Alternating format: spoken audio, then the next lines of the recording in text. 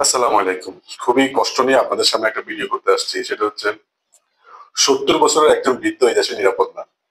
এই দেশে আপনার ছোট বাচ্চাটাও নিরাপদ না।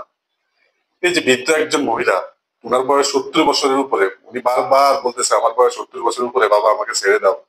তারপরে উনাকে এই বাংলাদেশে ধর্ষণের শিকার হইতে হয়েছে।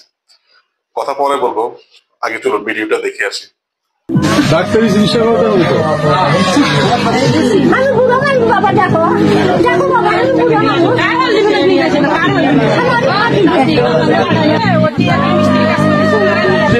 এই মুহূর্তে সুপ্রিয় দর্শক, আমরা যেখানে ধর্ষণ করা হয়েছিল ওই বৃদ্ধকে, সেই স্পটে আমরা এই মুহূর্তে আছি।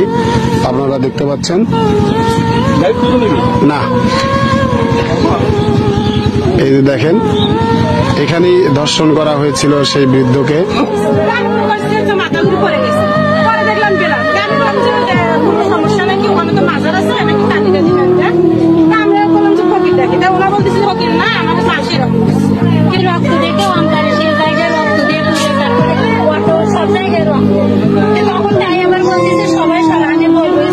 চিনছেন, আপনি চিনছেন?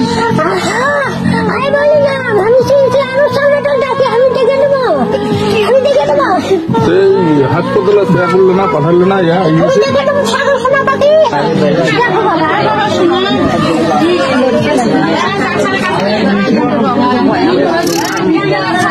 আরে অমুক তো ডাক্তারের কাছে নিয়ে যান দেখবি, তা না হলে তো সমস্যা।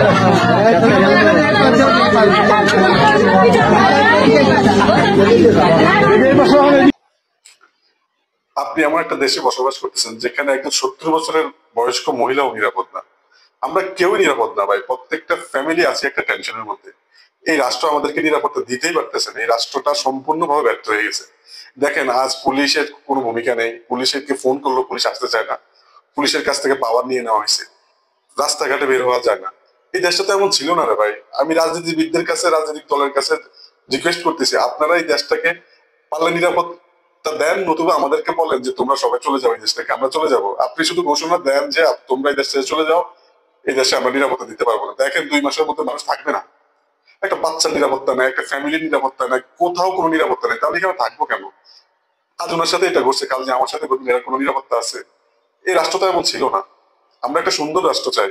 আমাদেরকে একটা সুন্দর রাষ্ট্র দেন প্লিজ। রাজনীতিবিদদের কাছে এটা আমাদের অনুরোধ। আর এই জানোয়ারটাকে কঠিন থেকে কঠিন শাস্তি দিবেন, যে এই বৃদ্ধ মহিলাটাকে এইভাবে সর্বনাশ করেছে। ওনার কাপড় চোপড় সব ব্লাডে ভরা। কতটা অমানসিক ভাবে তার উপর অত্যাচার করা হয়েছে চিন্তা করেন। আমরা নিরাপত্তা চাই, রাষ্ট্রের কাছে আমরা নিরাপত্তা চাই। প্রত্যেকটা ফ্যামিলি আতঙ্কে থাকে, বাচ্চারা বাইরে গেলে মা বাবা আতঙ্কে থাকে। কেন রে ভাই? এই আতঙ্কের জন্য তো এই দেশে আমরা জন্মগ্রহণ করি না। এটা আমাদের স্বাধীন একটা রাষ্ট্র। আমরা স্বাধীন রাষ্ট্রে স্বাধীনভাবে বাঁচতে চাই। আমাদের দেশটাকে দয়া করে নিরাপদ করে তুলুন, এটাই আপনাদের কাছে চাওয়া। প্রত্যেকটা ফ্যামিলির চাওয়া এটাই। ভালো থাকবেন। পরে আবার আসবো অন্য কোনো ভিডিও নিয়ে। আসসালামু আলাইকুম।